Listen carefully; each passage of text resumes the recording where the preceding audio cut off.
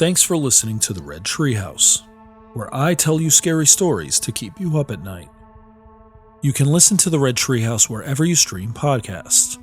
Just be sure to follow, like, and subscribe. Oh, and leave a 5-star review. The Red Treehouse is dedicated to my dad. I love you, Pop.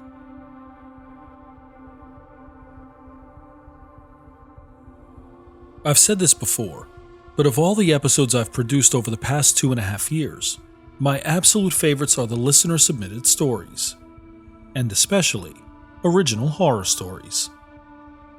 For me, they serve two major purposes. First, as a reminder there are amazing and talented writers out there who are pouring themselves into their work, and second, as a motivation to do the same. My favorite type of horror, whether stories, books, or movies, is haunting and lingers in the recesses of your mind after you're done watching or reading. Today's stories hit just like that, and they're guaranteed to stick with you for some time after you're done listening. In this episode of the Red Treehouse, I'm going to share two terrific short horror stories, The House That Waits and As Above, So Below, both written by Eris Grey.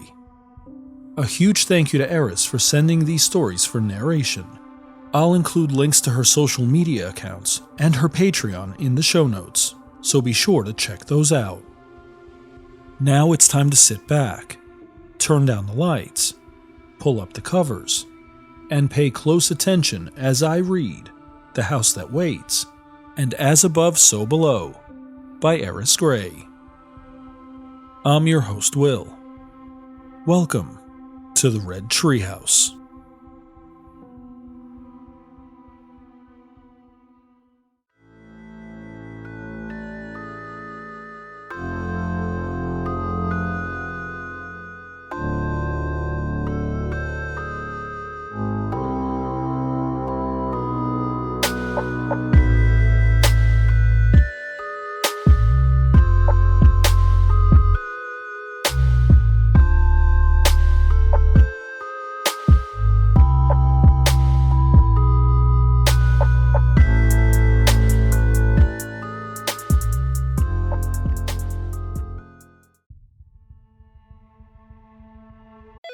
LifeLock, how can I help? The IRS said I filed my return, But I haven't. 1 in 4 tax-paying Americans has paid the price of identity fraud. What do I do? My refund, though. I'm freaking out. Don't worry, I can fix this. LifeLock fixes identity theft guaranteed and gets your money back with up to $3 million in coverage. I'm so relieved. No problem. I'll be with you every step of the way. 1 in 4 was a fraud-paying American. Not anymore. Save up to 40% your first year. Visit LifeLock.com/podcast. Terms apply. The House That Waits. The house stood in the middle of the cemetery. An odd place, it seems, to build a home to live. But it stood there before the dead rested in the grounds, and it will stay there long after their bones decompose. It felt like a dollhouse, if dollhouses were built for broken little girls who relish in the darkness of life. For this reason, it called to me. Its somber gray walls and intricate brickwork felt like home whenever I wandered through the graves to feed the deer and crows. So when I noticed the property went up for sale, I knew it had to be mine. It was the final days of winter when I moved in. The snow all but melted, with blooms of hellebores and crocuses popping up from the greens of the grass that started to peek out. The days were bathed in sunlight. They felt like a lingering exhale rather than time passing. A time to live in that matched my mood. The property was beautiful, Stygian, yet ethereal. A small translucent stream trickled around it, and the warbling notes of robins filled the air. A life in dreamlike silence, a place to stretch out and breathe without the weight of the world pressing down on me. The weight of loss, the weight of my life. The house hummed with the birds, a deep resonating sound that rumbled as I moved around its heavy oak floors. The walls were muted lilacs, and I spent hours wandering around the halls, trailing my fingers over the wood trims. getting to know its spaces while it sang its songs of sweet sorrows, the old timber and stone creaking as I learned where each door led, what each window looked out to, and how the shadows danced along the wall with the sun as it moved throughout the day. In the quiet of the morning, after my ritual of feeding the deer, I would pour myself a cup of coffee, French pressed, with piping hot water, not boiled, and black as the aged tombstones that have stood here for decades, too old and without love from any ancestors to clean them. I would sit at my grandfather's desk to take in the view of the sanctuary.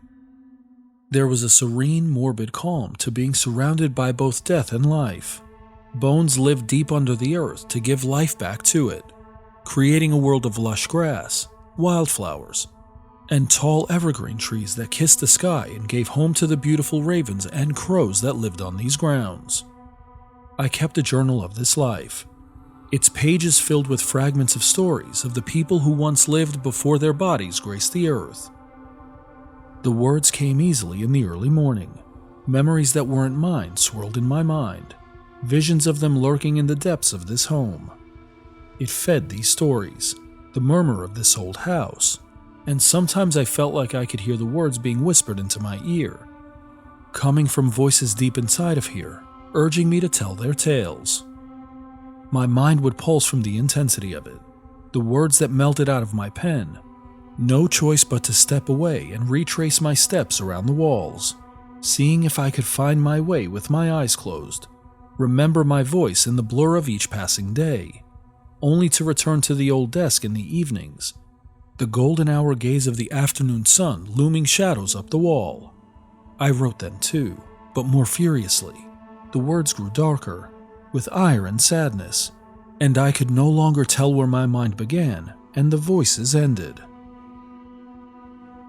The morning rushed up at me, the spring sun glaring through the window, a kind of quiet change that rattled me just slightly, but not enough to realize the dreamlike stillness had now grown eerie, and the voices that whispered in my ear were the only ones I heard.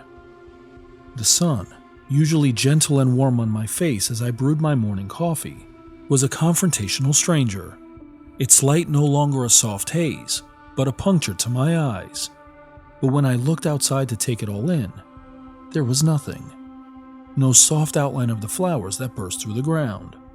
No murmuration of crows doing aerial tricks in the sky, dancing with each other while tossing their sticks and swooping around in perfect formation.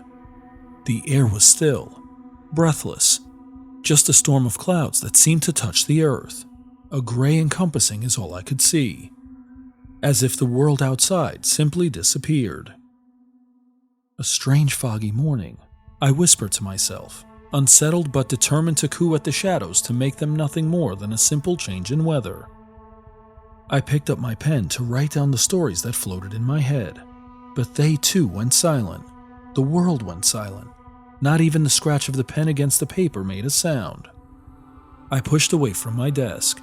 My feet pressed against the grain of the wood floor as I walked to the kitchen to make another coffee, confident I was just exhausted, maybe even growing ill. My steps were hesitant. The floor no longer felt like the one I had been treading on throughout this spring. The wood felt unfamiliar, sharp against my feet. It felt as if it were slicing my heels. But when I looked, they were smooth, untouched. When I got to the kitchen, it felt so strange, so foreign to my eyes in that I could not recognize anything at all. The angles were too sharp. The stone of the counter looked brittle, the wood stove cracking. The shadows did not dance. There was no warmth of the smell of roasted coffee beans. I rubbed my eyes to look again, but it was still wrong. And then I saw it. A door beside the back door. Its color a deep burnt orange with a black doorknob. It stood taller than the other door, built together by panels of wood that looked forged by old rusty nails. I moved towards it, my pulse throbbing in my hands, my heart palpitating so hard against my chest that my body temperature rose. I opened it, a narrow stairwell into darkness, a quiet pull beneath the ground that beckoned me, the whispers of the grave here, flooding my mind all at once.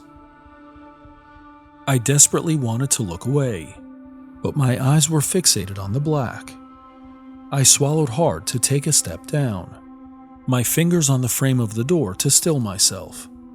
But the walls, they were dirt. I felt my nails seep into them, the cold wet of earth, the stairs creaking below my feet as the walls crumbled under my fingers. With each step, the stairwell grew more narrow, until there were no more steps to take, just sunken earth. It tried to bury me. The grime and mud pulled me down, entangling itself around my ankles, wrenching my body into it. I screamed. Gravel slipped my skin as I held onto the stairs, pulling myself out of the loam, scrambling up each step. They cracked below my feet, the wood splintering and slicing me open until I reached the top of the stairs, where I slammed the door hard and retreated against the countertop, which had suddenly set back in its place. The kitchen was bright. The smell of coffee lingered through the air, and the orange door was gone, as if it never existed at all. My coffee tasted off this morning, burnt and flawed, a reflection of the words that keep pouring out of my mind. They come out of me with ease, like cascading rain dropping out of the sky. But when I turn pages back to revisit the stories and gather my thoughts to type them out, they're incomprehensible. The letters faded, as if this journal were near hundreds of years old. My handwriting, usually sharp and bold, grew more erratic, letters stretching impossibly long, as if my thoughts trailed away mid-sentence. It was like reading a dream. It made sense while it was happening, but to think about, to look back, indecipherable, distorted versions of the voices in my head. I became lost in this, trying to understand the disconnect, angry about the burnt coffee. I had a deadline due for this novel, but there was nothing here. Just fragments of sentences strung together by an exhausted woman.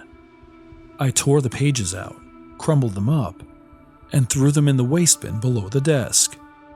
I had to call my agent to say I needed more time. Lord, pray she will not have my neck. I stood up rashly, knocking the chair onto the floor, holding the journal in my hands. I wanted to bin it too, pretend it never existed, leave and go buy myself a new one. Get away from this house. But I only sighed and put it in the drawer, too afraid to admit that something was not right here. I need to get some fresh air.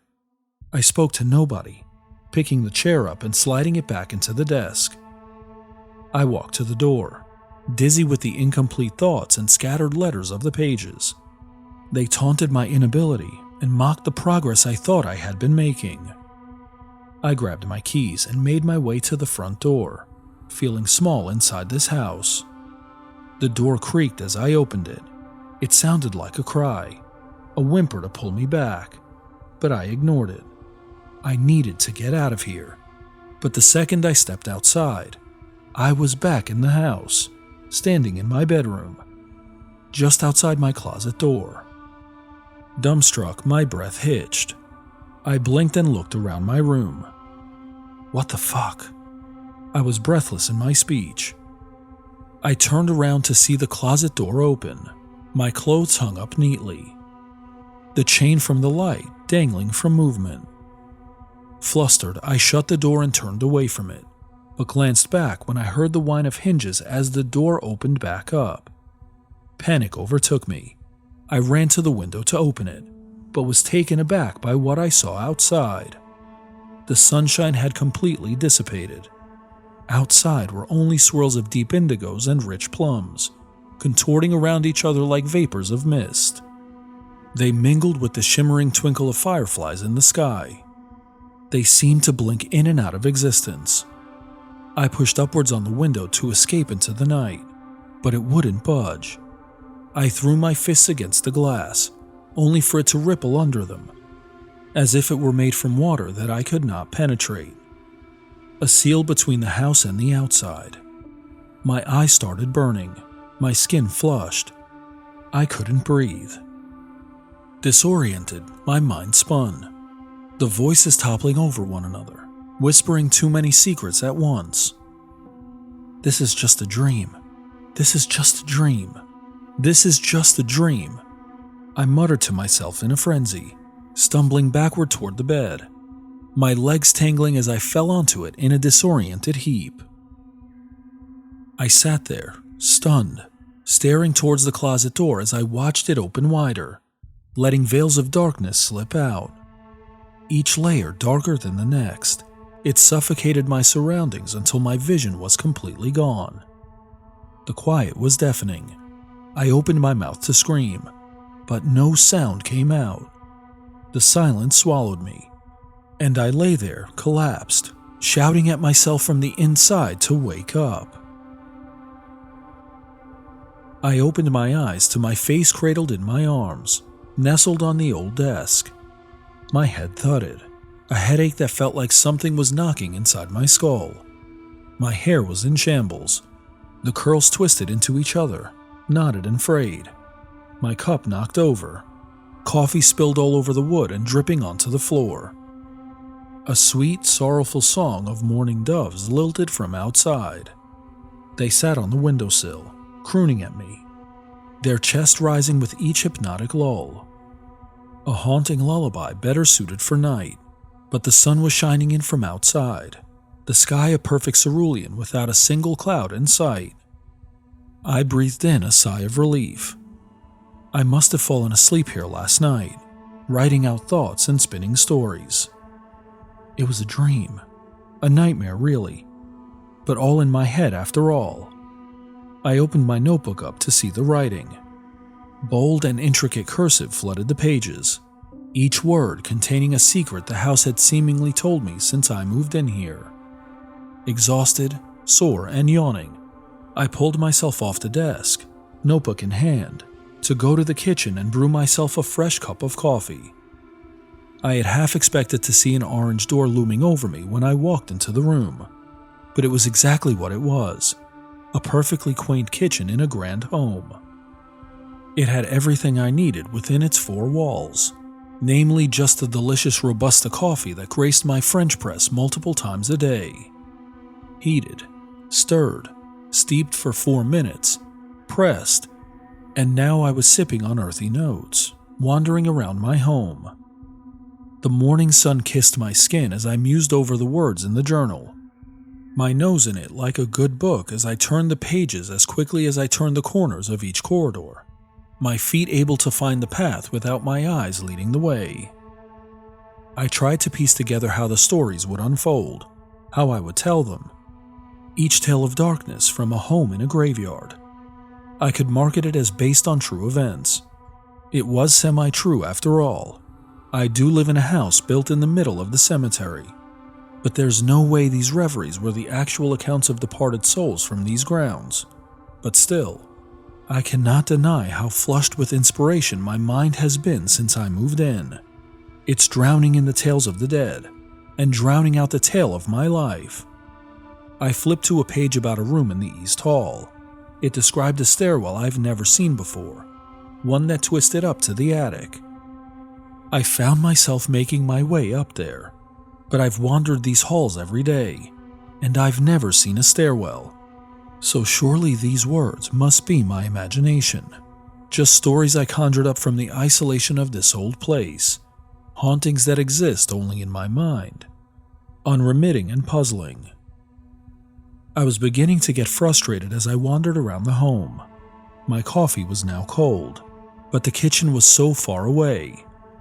I'd set it on a ledge, but I'd forgot about the cup for weeks. It would simply become a part of this house, lost in all the nooks and crannies. It feels as though I exist in a maze, a labyrinth concealed in a graveyard. There are so many doors that stand in the halls, doors to tiny closets, rooms, strange small pockets of the house that make me wonder why they were built in the first place. Each time I see one, it feels as if it were for the first time.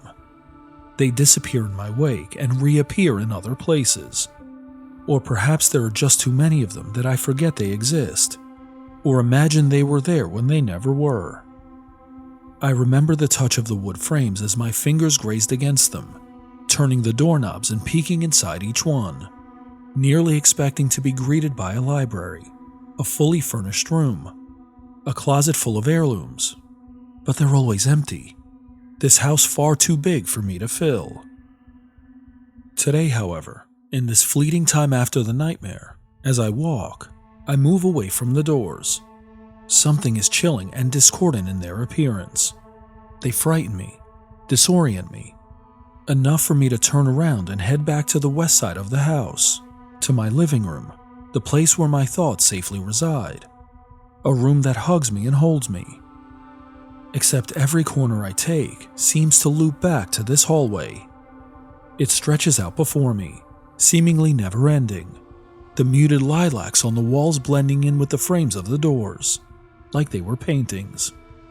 It looks so dark ahead of me, light pouring in from the stained glass windows that line the walls, but shadows ahead, encroaching into my space. It flickered. It looked like it was distorting in and out of reality. I went to turn around, but there was only a single glass window pane, and I was met with the blackness of the darkest hour.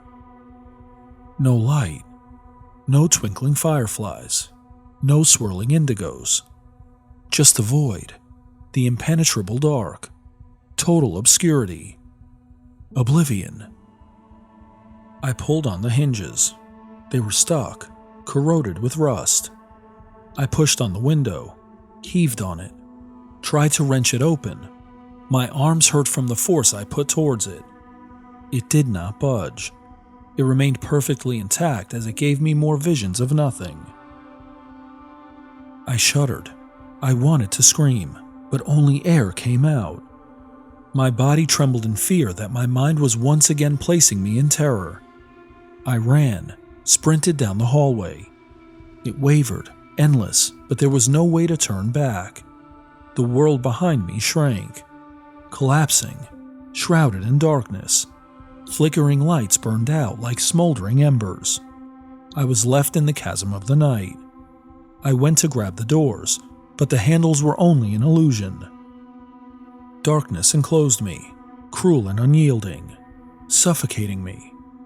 I tried to find light, my hands scrambling against the walls, searching for something familiar, anything to tell me where I was. I pounded against them, yet no sound came out. I tried to scream again, but only emptiness filled the air. This was not my home. This was not my home. This was not my home. The air was dense. It scraped against my lungs as I tried to breathe it in. The silence was suffocating, inescapable. It seeped through my pores, leaving the world around me vacant. Blinded by the darkness, I moved forward, my hands against the wall, feeling the texture of the paint as I walked down the endless hallway, trying to find a way to leave. I could touch my hands against both walls. They tapered in on me, smothering me with each step I took. I had lost all track of time, of how long I had been walking. My legs knotted, seizing with each step I took forward. There was no way out. There wasn't even the whisper of the voices in the house that lurked in my mind before. Only air that looked like it was drenched in ick, thick and foreboding. Please, something help me, I tried to say, my mouth only making the shape of the words. My body felt heavy, like I was dragging it through the halls. I so desperately wanted to fall, crawl across the floor on my hands and knees, but also to just lie there, let my skin bleed into the floor, and allow the house to take me. My eyelids fluttered. Breaths grew shorter. I started to cower and descend my body into the floor, to allow myself to be a drink to nourish this home. Give it back what it gave to me. I lay there, staring out into the darkness, trying to see shapes in the expanse, breathing in the thick air, when my eyes formed a shape. Barely perceptible, in outline. I lie there longer, gazing at the shape, trying to decide if it was real, or if my mind was descending into despair. And then, a lost, optimistic grain of hope that this was not the end for me. I pulled my body forward, arms reaching out to cling to the hardwood beneath my fingernails. I dragged my body ahead, using the walls as leverage. I pulled myself up, slogging towards the shape. A tower, a peak of color. Orange. The door. No, I moved towards it. It loomed over me, folding its wood around me, enveloping me. There was nothing left. No walls, no floor. I was completely concealed by its orange, a blanket of the void. The door creaked open and light poured in. It seared into my eyes, blinding me from the darkness. A stairwell ascended in front of me. It felt infinite, but it was a way out that beckoned me beyond my control. There was no floor in front of the stairwell, just an open, yawning hole that looked like it would swallow me if I misstepped. The air was diluted, my lungs expanded. I stepped. I turned around. The orange door was gone. There was only a vast sea of the night sky. Wisps of vibrant smoke intertwining with luminous shots of prisms, and the steps that stood before me. It was an ascension. It was steep, reaching high above what my eyes could perceive. I looked behind me and watched the world collapse into a void, wrapped in shimmering obsidian, a universe without stars lying ready to catch my body if I were to slip. My hand traced along the banister, alive in its velvet touch. The wood etched into celestial carvings, planets, moons, and pillars. In the distance, glimpses of small rooms echoed. They flickered in and out of existence, near fading entirely as I grew closer to them. They were dense, small spaces with balconies that reached out over the chasm, each one a lingering memory of something I knew. I climbed. The stairs creaked under each step. The wood splintered, cracked as if the weight of my feet were far too much for its brittle bones.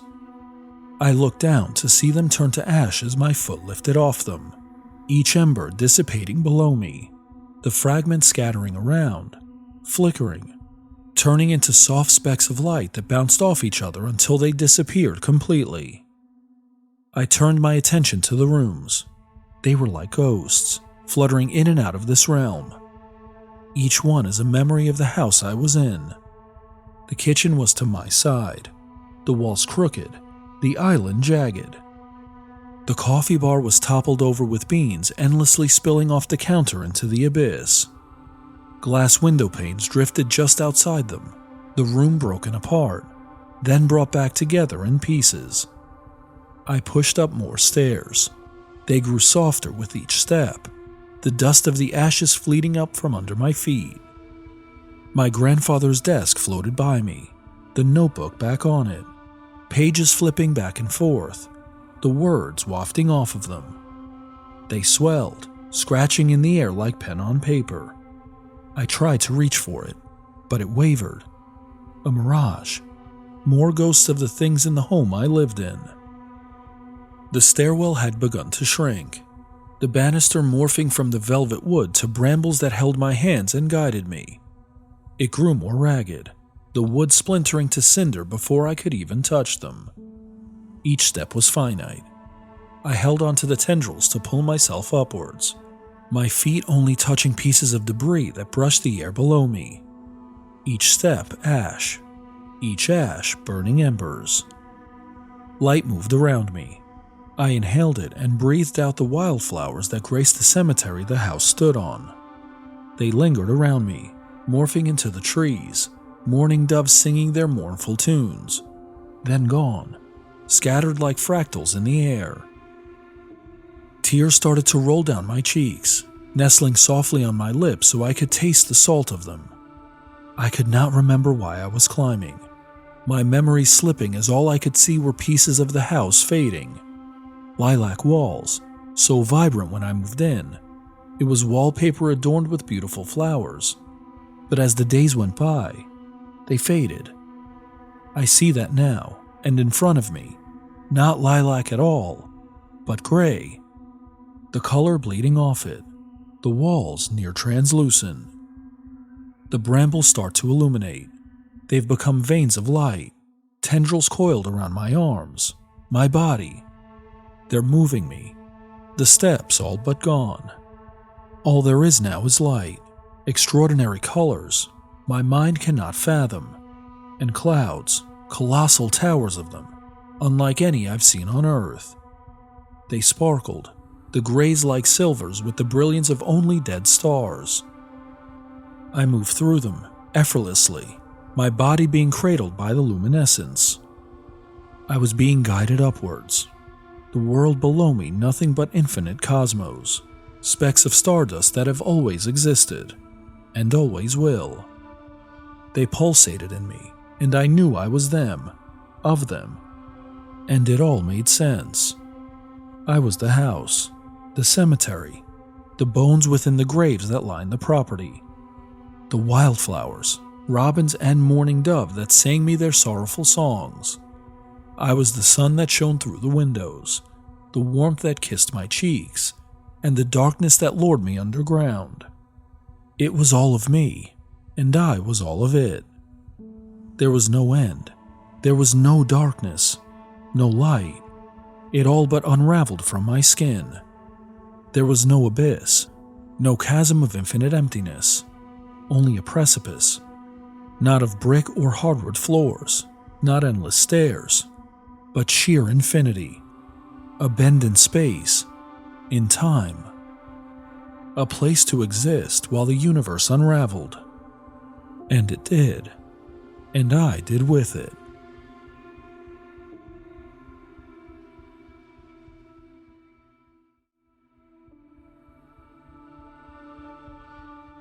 As above, so below. 25 years. That's how long the Continental Observatory wrote off the signal as nothing. It sounded every 10 days, for exactly 3 minutes, for 25 years, and it was ignored. The geological location made no sense to investigate. It came from northern Canada, where nothing existed except wildlife and lakes. It was too far from population centers, too barren for roads or known fault lines. The only thing that existed there was nothing human. As long as the signal remained consistent, it wasn't any of their business. At first, it was classified as a low-frequency anomaly embedded in decades of seismic data, a rhythm so faint it didn't justify the resources required to examine it. It occurred often enough that it was attributed to minor movements, snowpack shifting, rivers rushing beneath frozen ground, the sudden grind of Earth herself. For decades, it existed only as background noise within the observatory's systems, a pulse everyone was familiar with, but no one truly acknowledged. Then the rhythm changed. At first, only for a few seconds. The 3-minute signals began to teeter against their perfect punctuality. Some days they arrived early. More often, they arrived late. Eventually, they began sounding at irregular intervals, unmoored from their former schedule entirely. That was when the signal stopped being background noise and became an irritation. Dr. Ellie Patel noticed it first. She tried to bring it to her coworkers' attention, but it was brushed aside in favor of higher stakes concerns. Ellie had been hired by the observatory years earlier because she understood patterns, not just quakes, tremors, or shifts in lithic stress, but structure itself. Her background in linguistics gave her a way of reading data that wasn't purely mathematical. She noticed the organization in the pulses. What looked like chaos was, on closer inspection, carefully arranged. The pattern held, even as it shifted. Parts of her weren't convinced it was natural. The signal responded. It adjusted. Surface activity altered its cadence in subtle ways. Drilling tests caused fractional changes. Increased monitoring produced cleaner output, as if attention itself mattered. Ellie had the uneasy sense that something deep within the earth was saying something, and that only she was listening closely enough to hear it. She insisted the observatory run its full protocols, redundant sensors, cross-checks, independent verification. Nothing explained the behavior. Deep down, she already knew the conclusion they would reach. There was no way to understand the anomaly from a distance. If they wanted answers, they would have to go to it. She was persistent, professionally irritating until her superiors approved a small team. The red tape of bureaucracy had been satisfied, and she was on the first flight north as soon as it was cleared. When she arrived, the landscape was nothing short of remarkable. Vast forests are interrupted by endless lakes, rivers, and streams. Wildlife exploring the world as if humans never existed. White patches of snow clung stubbornly to hills, despite the warmer temperatures outside. The epitome of peace, she hated knowing she was about to be the one to disturb it. The drill team set up in the coordinates of the signal. Maschine's word to life, bit into the ground, and sputtered as rock and limestone were chewed up and spit out. Sensors recorded microfractures, and Ellie watched the monitors, tracking every subtle vibration. They weren't random. They were precise, patterned. The Earth was responding to the drill perfectly. She had allotted her crew 6 days to break through. They grumbled. Drills faltered, bits dulled, machines overheated inexplicably. They were exhausted, overwhelmed by the fresh air, isolated by the lack of any service in the area. They had a satellite phone to reach their loved ones, and a projection player to watch movies. Ellie, however, barely noticed the days go by. She was far too invested in following the signal. Deeper, she knew that to understand it, she had to be able to see what was causing it. By the 6th day, they broke through. The drill bit vanished into a hollow that had no geological explanation. Ellie was the first to gear up and go down into the shaft. The walls were smooth, carved with intent. The smell of damp rock and earth gave way to something ancient, something undisturbed for millennia. The signal pulsed faintly now, but it was different. It was clear. It was more than just line etchings on paper. She lit a flare to find that the stone chamber yielded no more than shelves, rows upon rows of them, carved directly into the bedrock. Each shelf held scrolls wrapped in fibrous, brittle material that would have disintegrated centuries ago if they weren't contained so safely here. The room was intimate. It held spaces for candles and a large frame where a door once sat that now led into darkness. Instruments recorded 0 vibrations. The signal was no longer pulsing. "Come down here," Ellie shouted up to her crew members. She ran her fingers over the topmost shelves, expecting a layer of dust to come up with them. But instead, they were spotless. She put gloves on, then pulled a scroll down, gently unwrapping it on the floor. The script was unlike anything she had ever seen. The character shifted subtly as she looked, the lines ending seemingly mid-thought. She felt a tremble in her hand. It was a language for sure. What language, though, was beyond her. She wanted so badly to recognize the pattern, to truly understand it. But she stared at the print as her instrument started to go off. The signal was surging somewhere deep. Ellie had gone to the north to observe and calculate the signal. Now she would not leave. The crew spent the remainder of the day systematically exploring the chamber. They calculated and measured the dimensions, took rock and soil samples, and recorded everything with their cameras. Ellie guided them methodically, annotating each scroll and noting the arrangements of the scrolls, the space for candles, and the frame for the old door. The team worked efficiently, cracking jokes about them not supposed to be down there, with the way humanity was on the surface. By the time they turned to ascend, the shafts cast long shadows, the cold creeping deeper into their bones. Ellie lingered at the edge of the chamber, her fingers brushing the brittle scrolls one last time. The crew grumbled, muttered about the cold, the isolation, the monotony, and finally, they began the climb back to the surface. Ellie followed, but her mind refused to leave the chamber behind. That night, as the others slept, Ellie sat awake in the small tent. The signal returned. She checked her instruments at first. No data. It wasn't long until she realized she was replaying it in her head. It was a pulse she could feel with every fiber, every thought, subtle yet insistent. It was no longer distant or abstract. It demanded engagement. She could not ignore it. By midnight, she was back at the edge of the shaft, a single pack with flares and her instruments. The crew's breathing muffled by their tents. She descended.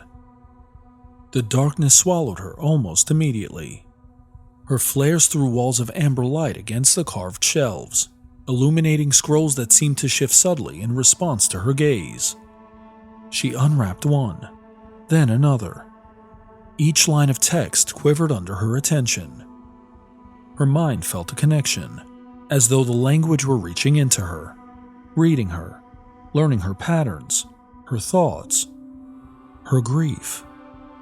The symbols seemed to reshape themselves, and she understood, not as words, not as meaning, but as form. They were alive in a way she had never imagined, in ways she shouldn't be able to understand. She was unsure if hours passed or if it was merely minutes. She could no longer track time. Her instruments began to fluctuate, readings beyond comprehension, seismic pulses that didn't originate from the earth, but from somewhere older, deeper.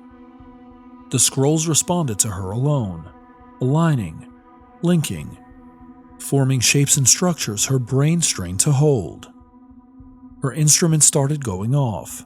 Numbers blurred into one another as the signal bypassed them entirely.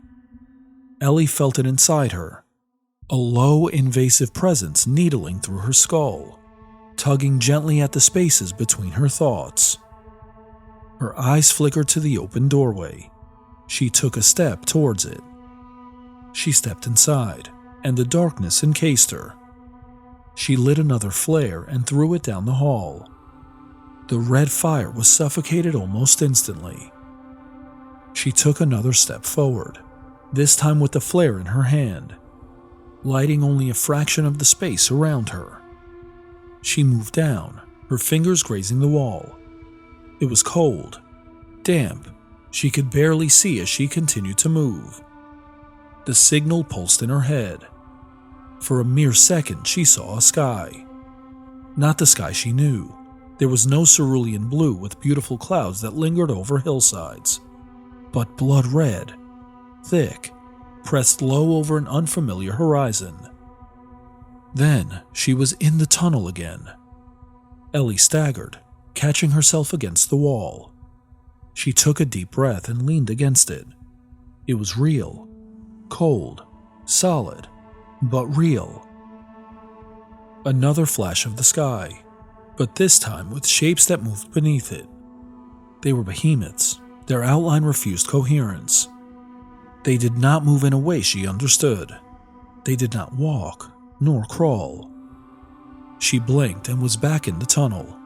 She told herself it was hypoxia, stress, her mind filling in gaps when faced with the unknown. Then she heard the voices. They were not coming from ahead or behind, but from within the walls themselves. Layered cries, overlapping, speaking languages she did not know but somehow understood. Panic, awe, devotion, screaming cut short. She saw them then, humans, impossibly ancient, their bodies fragile and unprepared, standing beneath towering forms that dwarfed mountains. The creatures did not strike. They did not chase. They fed the way weather feeds, the way gravity consumes, one by one. There was no malice, only appetite. Ellie dropped to one knee, breath coming shallow. The images did not fade when she closed her eyes. They sharpened, The signal tightened, guiding her attention, showing her more. Cities of bone and stone crushed into the earth. Oceans are pulling back in fear. Skies lit by shapes that bent light around themselves like skin. Humanity was not the dominant species. We were simply food. She realized, dimly, that these were not visions. They were memories. Not hers. Not anyone's. The Earth's. The flare burned lower. Ellie forced herself upright and continued forward. The scrolls in her pack began to call to her. Symbols pressed against the inside of her thoughts, rearranging themselves without ink or page. She understood fragments now without effort. Concepts slid into place, horrifyingly elegant. The language did not describe what had happened. It was remembering it. It was forbidding it. And the deeper she went, the clearer it became that what lay ahead had not been buried out of reverence, nor sealed away out of fear alone. The signal was not something she should have disturbed. She should have ignored it. Then she realized it. The signal, the scrolls, the chamber, they were not calls. They were something meant for containment. The language had been broken into fragments to prevent something vast, ancient, and incomprehensible from re-emerging, and she had opened them, separated its thoughts, scattered its grammar, locked it behind human limitation, and hoped time would finish the work. Ellie reached the end of the passage. Memories of humans being ripped limb from limb flooded her mind. The space beyond was vast, not in size, but in implication. Stone gave way to something that was not empty, not full, but waiting in a state that defied either word. The signal flattened into a single sustained presence, and Ellie finally understood. This world was never theirs. This thought frightened her less than it should have. Fear belonged to her species, but to her, she knew ownership no longer mattered. This was the inevitable. The space before her was not a chamber in any human sense. It had no wall she could define, no ceiling that obeyed distance. The flare's light bent and thinned, stretching into uselessness, illuminating nothing while still burning. The stone beneath her boot softened into something that felt like pressure rather than surface. The signal was no longer a pulse. It was layered. It was eternity. It was energy. Ellie felt it settle into place, the way a final word completes a sentence you didn't realize you were holding in your chest. The scrolls in her pack unraveled without her touching them, fibers disintegrating into symbols that lifted into the air and sank directly into the structure ahead. Not absorbed, accepted. She understood then that what had slept here had never needed bodies. Bodies were optional. What rose was not vertical. There was no up, no emergence. The thing unfolded by definition. Space reclassifying itself to accommodate meaning too large to remain theoretical. Ellie's mind attempted to assign shape and failed. Angles collapsed. Distances contradicted themselves. Her eyes watered, then stopped functioning altogether. Irrelevant. She perceived it anyway. They were not gods. Gods implied worship, petition, relationship. These were conditions. They were the reason hunger existed, the reason extinction was a process rather than an event, the reason Earth had learned, over time, to bury its own memories beneath rock and time and language. Ellie felt the planet shift under her. Above her, far beyond the shaft, the surface of the world adjusted by degrees too small for panic. Tectonic plates slid into more accurate positions. Gravity corrected its long-held approximations. Oceans drew inward, not retreating, but preparing. Human structures did not collapse immediately. There was no mercy in drama. Instead, understanding spread. Language failed first. Across the world, words lost coherence, metaphors dissolving into literal meaning until communication flattened into need and response. Then thought followed, hierarchy crumbling as cognition reverted to patterns that had once kept prey alive. Ellie felt her name slip away. She felt the last of her individuality dissolve, not violently, but with the quiet relief of something unnecessary being discarded. The language no longer required a translator. It spoke itself now, through stone, through pressure, through the simple fact of existence. The earth remembered what it was for. Far above, the sky did not darken. It clarified. And when the first screams came, they were not loud. They were brief, efficiently cut short as the world resumed an older balance, one that had never required humans to function. Ellie did not die. Death implied an ending. She became a footnote in a structure vast enough to consider extinction a minor correction, a completed syllable, a solved problem. The signal, once faint and ignored, now filled every corner of the planet. Not broadcast, not warning. A statement, and the Earth, obedient at last, answered.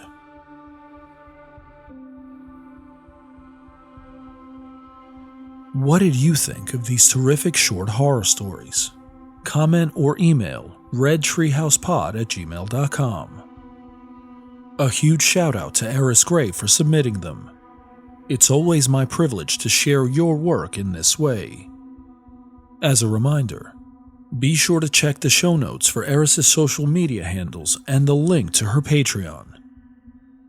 As we turn down the lights on this episode, make plans to join me next time as we continue exploring our strange and scary world. I'm your host, Will. Thanks for joining me in the Red Treehouse.